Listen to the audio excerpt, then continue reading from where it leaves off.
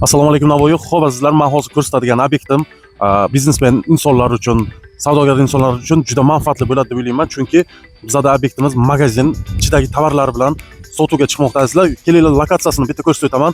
Xo'p akalar, mana bu yoqda bizda birinchi maktab, bu tarafida esa hamma biladigan Samarqand kafe, bu tarafimizda esa Yevropa kafe, shundoqqina eski Elit kafening yonginasida mana bu do'konimiz sotuvga chiqyapti azizlar. Xo'p azizlar, mana bu do'konimiz tashqarisi.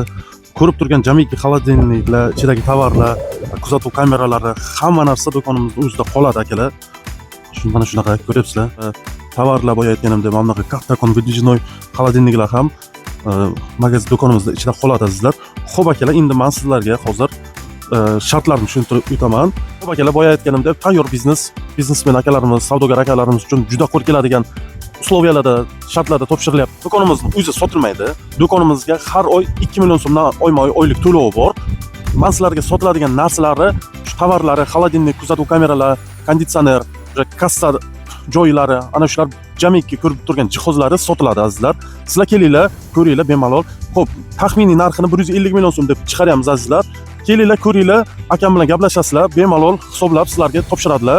Mavjud 150 milliondan kamroq chiqishi ham mumkin, mavjud ko'proq chiqishi ham mumkin. Shu uchun taxminiy narx deb ketyapman azizlar. Sizlar bilan har doimgidek Navoiylar agentligi sog' bo'linglar.